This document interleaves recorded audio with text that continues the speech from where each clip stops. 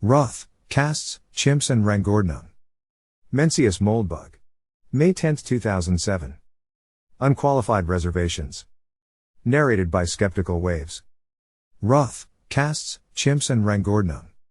Conrad Roth, whose literary erudition, unlike mine, seems quite genuine. If the masthead isn't warning enough, readers should know that I've never studied any of the subjects I expound upon with such professorial authority, and some commenters have already seen how easy it is to scratch my bogus polymathic veneer. Does me the distinct honor of linking. I mean, doesn't just the name Conrad Roth sound like some celebrated literary figure? A man who might have clinked glasses with Svevo in Trieste, slashed Robert Musil with a sword cane on the Ringstrasse, or consoled Edmund Wilson through his turbulent marriage with Mary McCarthy? I actually get the impression he's barely old enough to drink, but since I myself am a failed child prodigy I can hardly complain. Anyway, his blog of varieties is well worth a visit.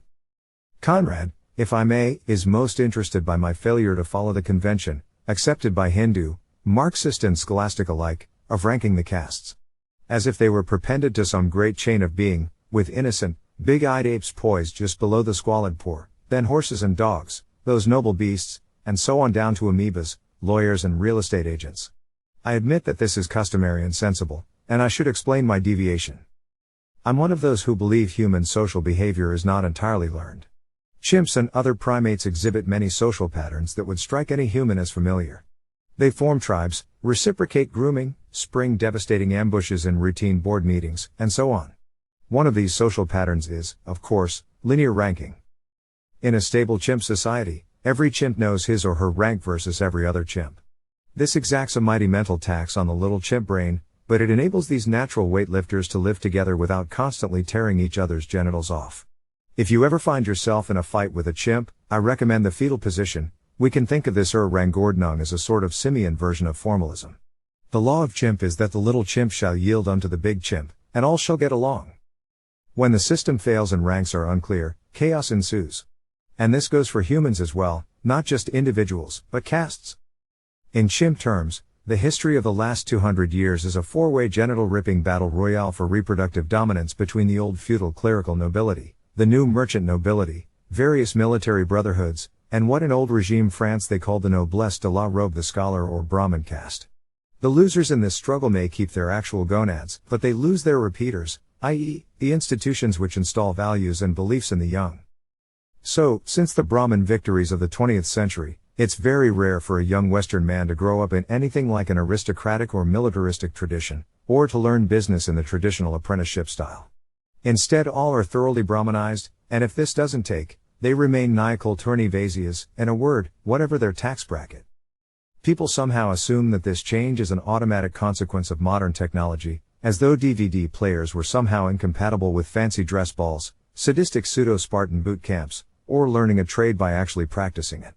Of course, military history is for all practical purposes random, and surely if the Luftwaffe had won the Battle of Britain you'd be reading this on the Nazi internet.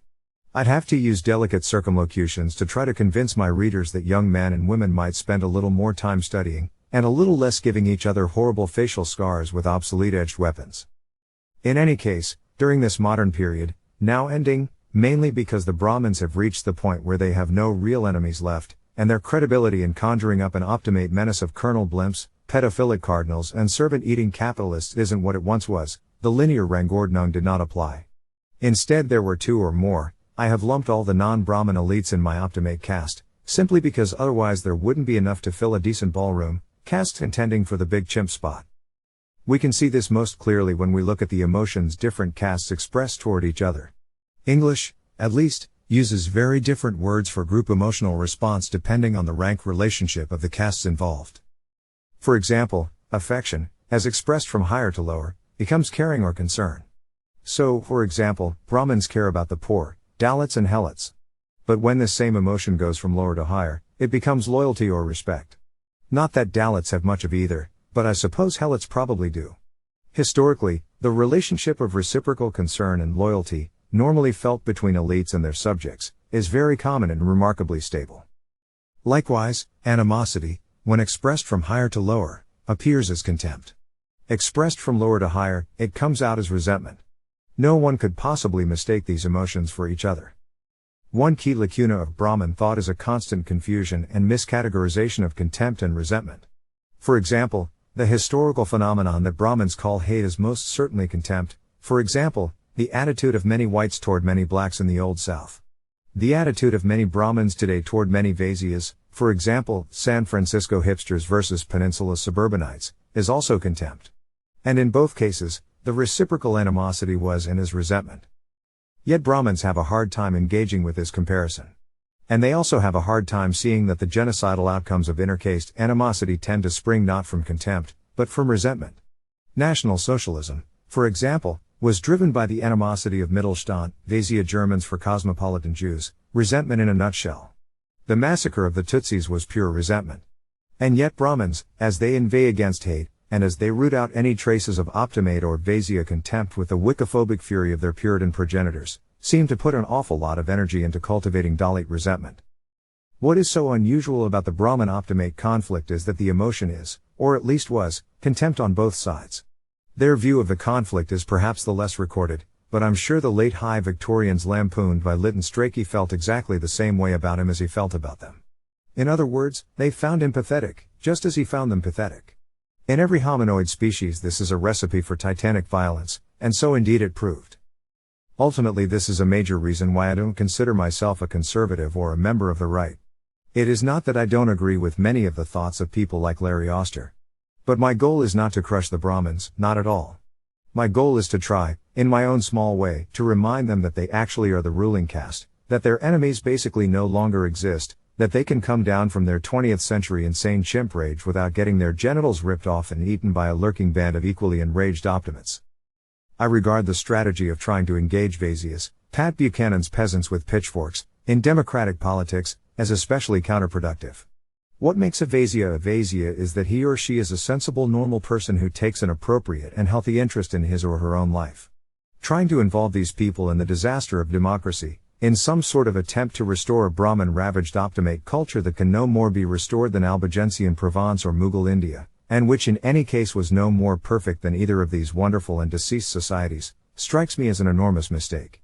It enrages the Brahmins and it achieves nothing, as the West has been run by its civil servants, not its politicians, since World War II. What is the glory and culmination of 40 years of American conservative politics since Barry Goldwater? The Bush administration? Your Honor, arrest. If Vaisya votes are needed to help abolish our profoundly dysfunctional and moribund system of government according to proper legal procedure, fine. But let them vote once, on a proposition that is unambiguous and final, and prevents them from ever having to concern themselves with the ridiculous high school absurdity of electoral democracy, so brilliantly satirized by Alexander Payne, ever again. Until there's an election in which one box is a clear mandate for abolishing the New Deal, if not Washington itself, Democratist conservatives are wasting time and annoying the pig.